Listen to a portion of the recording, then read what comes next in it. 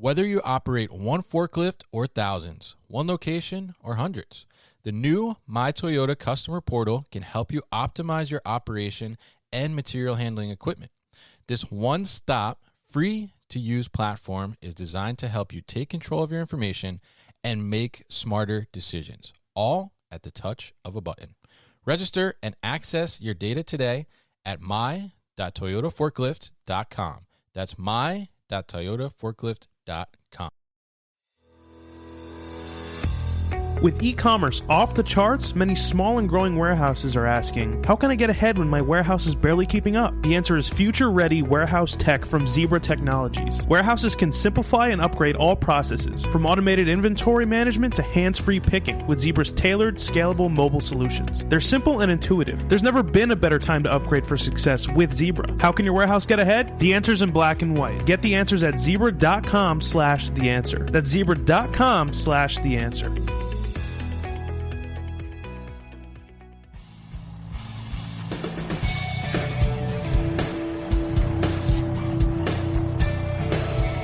The New Warehouse Podcast, hosted by Kevin Lawton, is your source for insights and ideas from the distribution, transportation, and logistics industry. A new episode every Monday morning brings you the latest from industry experts and thought leaders.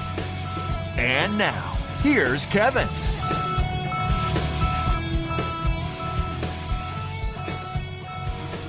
Hey, it's Kevin Lawton with the New Warehouse Podcast, bringing you a new episode today. And on today's episode, I'm going to be joined by Emily Miner. She is a senior advisor at LRN. And we're going to talk about LRN's recent benchmark and ethical culture report, which talks about ethics and culture and how these are being perceived in companies and at what different levels of the companies, meaning position levels, they're being interpreted as and how people really are feeling about them. And then a little bit, of course, about how you can help to make sure that they're stronger in your own operation. So, Emily, welcome to the show. How are you? I'm well, thanks. Thanks for having me. Definitely happy to have you on. You know, this is a topic that we haven't talked about on the podcast before, but I think it's becoming, it's always been relevant, but I think it's becoming even more relevant in especially the warehousing sector and supply chain sector, as, you know, we see a lot of different things happening, and obviously, you know, the popularity of the industry is growing in the public eye as well with everything going on. Mm-hmm. So before we really get into kind of the meat of the discussion, why don't you give us an idea of what LRN is, what is it that you guys do, and what's your role over there at LRN? Yeah. So LRN is an ethics and compliance organization. We help companies across the world, all industries, big, small, really focus on their culture and help their people understand how to do the right thing. Mm-hmm. We do this in a variety of ways, main avenue being providing ethics and compliance education, but we also support organizations in measuring and shaping their ethical culture. That's, one of the big ways that I support our clients. We help companies write their codes of conduct, policies, engage with employees in a variety of ways. Yeah. And I'm a senior advisor in our ethics and compliance advisory practice. And so we support primarily the ethics and compliance functions within organizations in achieving those goals, around effective ethics and compliance programs, effective learning and education, healthy ethical cultures, leadership training. It really runs the gamut. Yeah. And we've been doing this for over 25 years. So we've got a lot of experience, and actually half of our clients are in the industrial and manufacturing space. Okay. So I'm really thrilled to be on here today talking to you about this topic of culture, because it's one that's really near and dear to my heart. Yeah, definitely. And I'm happy to have you on. I mean, I think it's an important topic, as I said before, and, especially for our industry, I think, and, you mentioned manufacturing as well, and just the industrial side, it's always kind of been such a tough industry, I guess, in a sense. So a lot of times, the things like culture and things of that nature, they kind of get passed by in those areas of the business, I think, in some aspects. So I think it's really interesting that you guys, you mentioned almost like 50% of your business is on that side. So it's good to hear that, and that people are taking effect of that. Also, it's good to know, you guys write the code of ethics as well. I'm working for different companies and seeing these extensive like codes of ethics and everything. I always wonder like who sits down and writes these things actually. so it's good to meet you. We do. Yeah. Among many others, of course. Yes, of course. But let's talk about this benchmark and ethical culture report. It's new that you guys came out with, and tell us a little bit about what the mission of this report is, and what is the goal of creating this report. Yeah. So LRN has been doing research into a variety of organizational, dynamics for, about 15 years now. And we had explored kind of what is organizational culture about 10 years ago, but it had really been a while since we had kind of stepped back and asked the question, what is organizational culture? What does it look like? Yeah. What impact does it have on performance outcomes, whether that's, financial performance or customer satisfaction or employee retention? And with the kind of the rise of the COVID pandemic, with the rise of stakeholder capitalism, with the discussions around social inequality, racial inequality in the United States, as well as around the world, with the rise in investor focus on environmental, social, and governance issues, all of these factors like all coming together, we said, this is the time to look into this again, because it's been a while. So it was a multi-year effort, but it culminated in a survey of about 8,000 employees from 14 countries, 17 industries, people from all different levels, from the front line up to the C-suite, where we asked a series of questions to try to identify a model of organizational culture. What is culture made up of? How do the different dimensions of culture kind of interact with each other, influence each other? And what impact does culture have on the business and on ethics and compliance?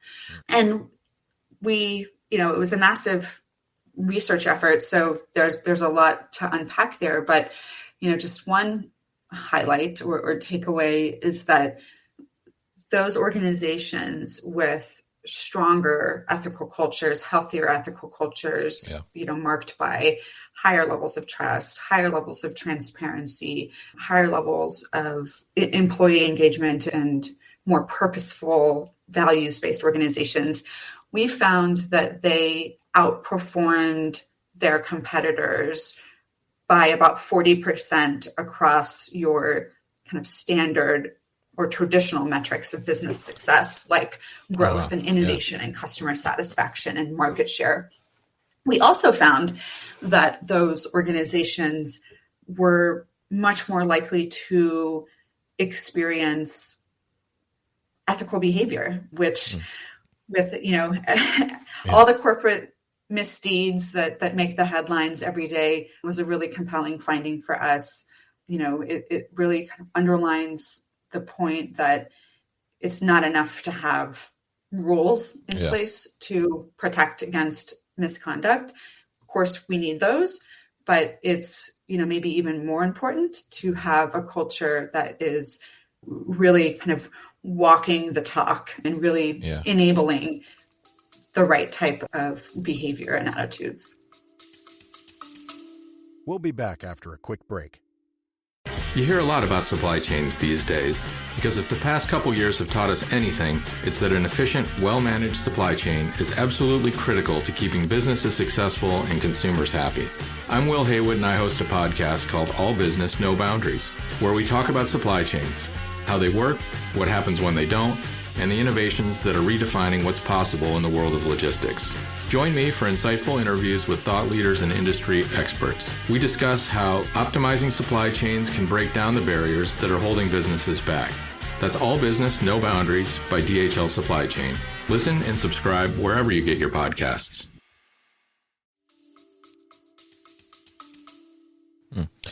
Yeah, definitely. I think it's a really interesting point you said there about how the businesses that are actually, I guess, scoring higher in a sense in these ethical and cultural areas are actually performing better in a business sense and having more growth and revenue and those things that kind of impact the bottom line, I guess, in a sense. But it's interesting, I think, because a lot of times when you see where companies maybe are not going the distance or the extra mile in a cultural standpoint, and investing in building a strong culture or in making sure that they're totally ethical. Oftentimes it's sometimes it's like a question of cost in a sense, but you see that people are actually, from the report, actually investing in these things, and they're actually getting benefited on the business performance side, which I think is really telling of, not only that it's something important to do, but it does reap rewards from the money side too, which, it needs to happen to make things go around. But, I think it's really important. Absolutely. And it should stand out, and, especially now as well. I mean, in the warehousing industry, and, we're having a hard time keeping employees and, finding employees, and it's becoming an incredibly competitive market because there's so much going on with e-commerce and distribution and all these things. It seems like having these stronger cultures and better ethics, it can help the retention, I imagine. So, I mean, is that something that's you're also seeing from the report findings? Yeah, that was something that was really sort of fortuitous, the way that we designed the research. We designed the research study right before COVID exploded. And so we were collecting data, from these 8,000 employees some months into it.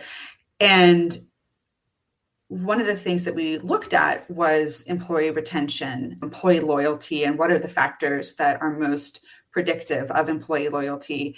And this was before the Great Resignation became this, term that we all know now. But it's fortuitous in the sense that we have this great kind of set of data around exactly what does influence employees' willingness to stay in an organization. Yeah. And the three biggest factors that we found were whether there was high trust in the organization, from a variety of levels, manager to employee, peer-to-peer, employee to leadership, et cetera. So whether there was high trust, whether organizations were purposeful, purpose-driven, and ethical, or whether employees perceived that they were purpose-driven and ethical, and a company commitment to diversity, equity, and inclusion. And so out of all of the different cultural dimensions that we were examining, and we were looking at, it's about 12 different cultural dimensions. Yeah. Those three really stood out as being strong predictors of employees' willingness to stay in their organizations. And since then, there's been other research conducted by other organizations. Fortune, MIT Sloan has kind of come at this question from different angles, but it's been really interesting for me to see that we're all kind of coming down to the same thing, where like those are the three issues that are really at the core. Yeah. So, the smart organizations that are concerned about how can we not only attract but retain our talent, our employees, are going to be the ones that are creating environments where people feel trusted. They have the freedom to do their job, flexibility in how they do their job, when they do their job, from where. Those organizations that are, here for a purpose, to make a difference in the world, and kind of connecting who we are as an organization to this bigger picture. And those that are committed to and investing in making their their companies more diverse, equitable, and inclusive. Yeah. I mean, I think it's pretty interesting how these things have kind of kept, showing up to kind of just prove that, they do matter and it is important. And I think, based off what you're saying from, being able to create more trust in the employees and, give more loyalty and, in that sense, they're gonna work harder for the company and be more loyal and want to be at that company, I think is a huge positive coming out of this and being able to create a good culture and making sure that, you're being ethical in the way you practice business, especially in, these times with supply chain shortages and all these different things, because, it's difficult. And I talked about this on a podcast recently, even about from a safety standpoint too, trying to meet these, long lead times and cut the lead times and be able to just, shorten that time to get products to people or supplies to manufacturers, can lead to some safety, wrong safety choices, but also some unethical situations I can imagine as well. So you guys have something in this report, and I think you might have mentioned it before, the pandemic paradox, you're calling it, right? So so tell us a little bit about that, what it is, and how does it impact people, like especially in the warehousing industry? Yeah, the pandemic paradox is something that we kind of coined because when we looked at our data and we broke it down by the participants' role in their organizations, and we looked at, senior management, middle management, office, administrative, warehouse worker, production employee, frontline, et cetera. And when we looked at these different kind of role types, what we found was that those employees that we all consider now kind of in this COVID world as what we would call a frontline worker. Right. Those employees had in general, a much less favorable experience of their company culture than the non-frontline employees, your office, your corporate workers.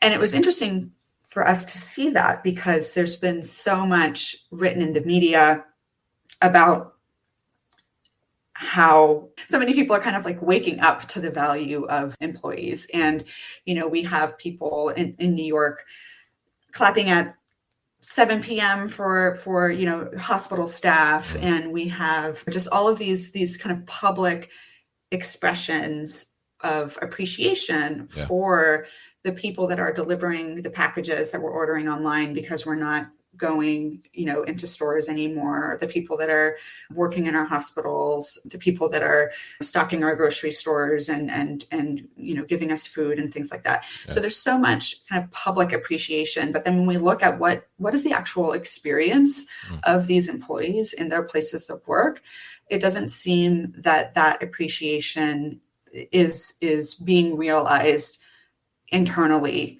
because of this delta between your frontline workers and your corporate employees and how they're experiencing the organization. Right. So that was interesting for us to see and also concerning because it's clear that these public statements of appreciation, we should make them because they are deserved, but that's not enough to ensure that people feel valued in their places of work, that they feel trusted, that they feel supported, that they feel safe doing the work that they're doing. So, it kind of highlighted a gap that we hope and we know that companies are trying to figure out how to close. Yeah, definitely. And, I think that's a big statement there to the frontline employees, as you were mentioning. And I think it's interesting because, it did certainly kind of highlight the importance of them. But, it's also certainly in some cases a difficult thing, as a business to, tell people that, everybody in the office, well, it's dangerous, so you can go work from home. But, oh, no, you ship the product, like you have no choice to go home Right. and work. Yeah, like you have to be there.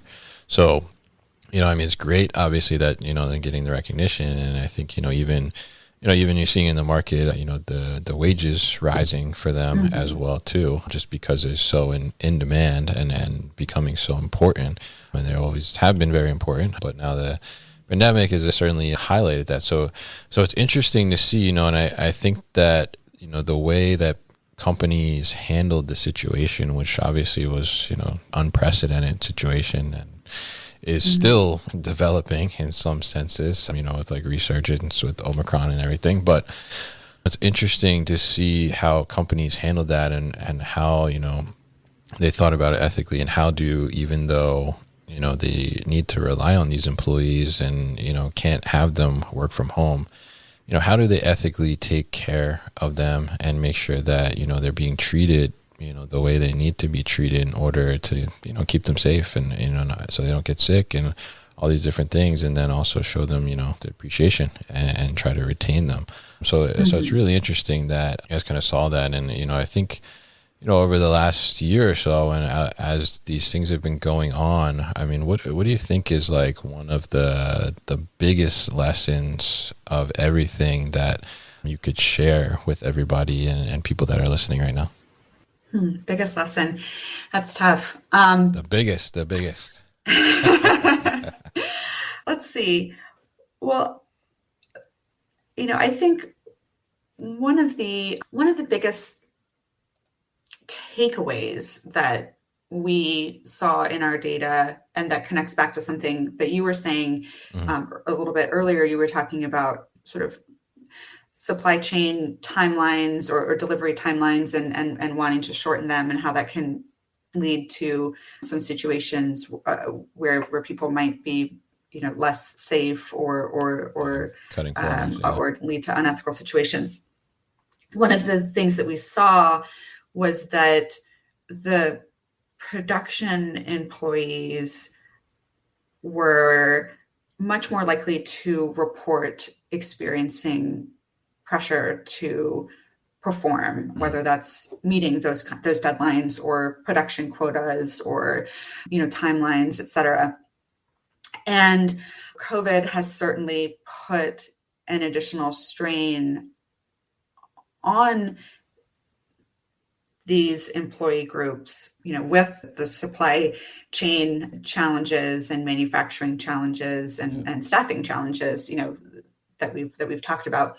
That's a big kind of cause for concern, I think, when you kind of put those two together, that they're more likely to experience that pressure, and then we know that pressure is increasing. And so I think that really creates significant risk for employee or for companies. And so the lesson to draw from that, it is that much more imperative, even in this time when we're trying to do more with less and do more with fewer people and et cetera. It's that much more imperative that companies are being explicit about how we do things, and that making the ethical decision is always the right choice, no matter what. And that, we want people to speak up, and that when they do speak up, we're going to listen up, because it's a two-way street. And, really demonstrating that care, not just in word, but in action, and creating that safe environment. This is a bit of a dated example, but I think it's really compelling. And I think it really kind of pulls together a lot of the threads that we've been talking about. But back in the 90s and early 2000s, you might recall that there was a lot of concern among American car makers, because the American car manufacturers' share of the overall market was small. And, people were favoring, Japanese cars because they were more reliable, they were cheaper, they went to market faster. So there was more choice for consumers. And so I think it was GM went to Japan, to a Toyota factory, to kind of learn, like, how do you how do you achieve the great results that you achieve? Yeah. What do you do? And one of the things that the GM executives sort of discovered in the Toyota plants was the existence of this yellow cord that ran all along the production line called the andon cord. And it was a cord that people could pull if they, and when they pulled the cord, it would stop the production line. Yeah. It would halt, all work. And so people pulled it if they saw concern as they were, manufacturing the different components of a car part. And that was seen as a significant contributor to why Toyota cars were so reliable, had such high quality, and that, issues could be fixed really quickly. So GM leaders go back to the GM plants and they say, we're going to install this cord, this andon cord in our factories. And so they did. But that cord is really just a symbol. And without the culture of, management respecting the concerns or ideas or suggestions of the, production employees, without that level of trust between, management and the line employees, the cord is really meaningless. And I read a BBC kind of investigation and kind of the use of the cord that found that in 1 week in a Toyota factory, the cord was pulled 2,000 times. And in 1 week in I think it was a Ford factory, it was pulled like twice or something like that, because it's just a symbol. It's a cultural symbol, but it's not supported. It wasn't supported at the time. And again, this is, 15, 20 years ago. Yeah. It wasn't supported by the culture. And so, but I think that it's a really compelling story that illustrates how companies need to really be intentional about their culture. And maybe that's the biggest lesson that we've learned from all of this. Culture is something that happens whether or not you do anything intentional about it. So if you want the type of culture that you want, you have to work at that. And it has to be understood by all levels of and types of employees in an organization. It has to be modeled by leaders at all levels in the organization. It has to be backed up by, what are our practices? What are our incentives? How do we hold people accountable? And it takes work, but to kind of come back full circle to how we started this conversation, it pays off tangibly and intangibly. Yeah, without a doubt. And, I think you wrapped up that point there. I mean, talking about, making sure that it's at all levels. I mean, I think that's super, super important because it needs to be, a message across the board. And I think, it needs to come from the leadership and, you need to have that buy-in by everybody because, if you have one leader who's, telling you, this is the right thing to do and, going by the book and, making sure everything's right. And then all of a sudden you have another leader who says, you know what, it's okay. Just this once. Yeah, don't worry about it. Just, let's just get it done.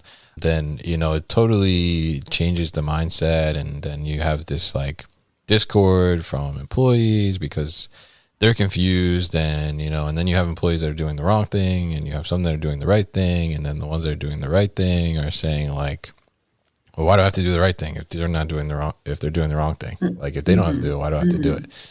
And then it's just a whole mess and it's crazy. So, I think it is really important, the point that you said there that, the message needs to be consistent and throughout the organization, you need to have that buy-in. And, if you don't have certain leaders that want to buy into that, then, they're not necessarily the right fit for the company or, you need to really, sit down with them and make sure they understand that like this is the way you're going to do things no matter what. It doesn't matter if we're behind or delayed or somebody told you to do it different or customers yelling at you about something. Like you still got to do it the way it needs to be done every time, or else it's just going to create a mess. And I think it's a really, really important point that you had there. So with all this being said and, the report findings from this report, how do you think that things will change in the next few years, the next 2 years or so, based on the findings?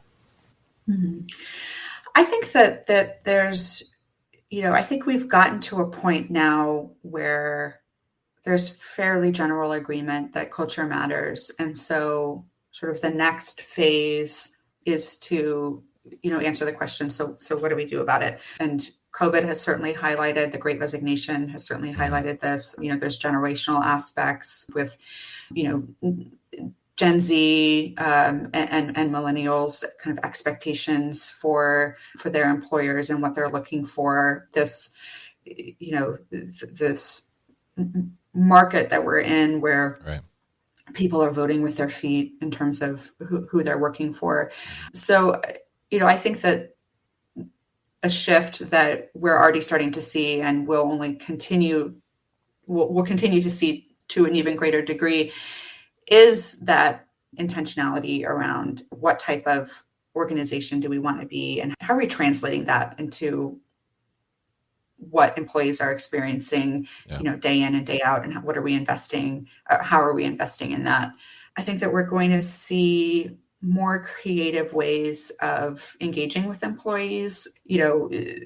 Thinking about the warehouse industry specifically, it's been our experience with our clients at LRN that, just to take the topic of training and education, it's fairly common to do kind of classroom style learning, where you get a bunch of people in the room and you have an instructor. That's harder to do that now because of COVID, because of social distancing, because people have to be 6 feet apart from each other. And so, a room that used to fit 30 people can now only fit 5. And so, you have more people, working from home. And so that kind of just management by walking around might be depressed. So companies need to be, and certainly have already started to kind of be more creative in how they are reaching employees, engaging with employees, making sure that people feel connected. And, one thing that we're seeing more and more of is the use of apps, actually, to connect all employees. So, we're working with a number of companies that have developed an ethics and compliance app. So, people might not be sitting in front of a computer all day. Your warehouse employees aren't sitting in front of a computer all day, but everybody has a phone. Yeah. And so having this app that can push out important communications, that can push out or be a platform for people to do their training, their learning experiences, as opposed to a classroom setting, to have kind of reminders and awareness raising, efforts or games that make ethics and compliance fun. All of that can be kind of housed or facilitated through this type of app. And so we're seeing more and more organizations, look to technology solutions to connect with people in different ways, which is really interesting. But I think we're going to see more and more of that. And some of it, what is that expression? Necessity is the mother of all invention. Yeah. COVID has certainly created this necessity that I think actually existed before COVID, but it has certainly been accelerated by COVID and the experience that we're still having. So organizations are forced to kind of exercise their creative muscles a little bit more, and that's probably a good thing. Yeah, I think that's a great thing because, like I mentioned in the beginning, these large code of ethics and, who writes them and stuff. But, having people, obviously, a lot of people's attention spans are greatly reduced anymore with, all the smartphones and social media and so many things, happening, and attention being so many different places, to have somebody, like you said, classroom style, or sit in front of a computer all day and read all this stuff. It can be, not everything can necessarily sink in. It could be, sometimes to zone out and things like that. So, getting more creative and, having the app and things like that you mentioned is certainly a way to get people more engaged. And I think that's a really interesting thing that we can see develop, over the next couple of years. So Very interesting stuff from you, Emily. And it's a really interesting report, this benchmark and ethical culture report. So we'll certainly put it on thenewwarehouse.com so people can find it. But how can people find out more information about LRN? Well, you can find us at lrn.com. That's LRN as in Larry, Robert, Nancy, although that's not what the acronym stands for.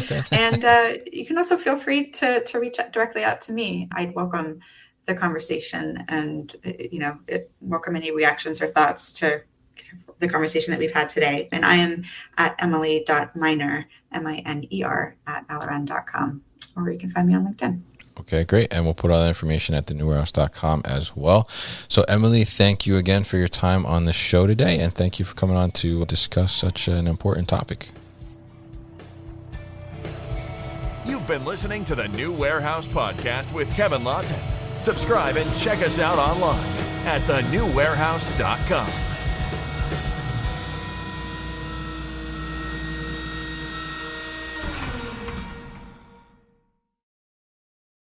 Thank you for listening to this episode.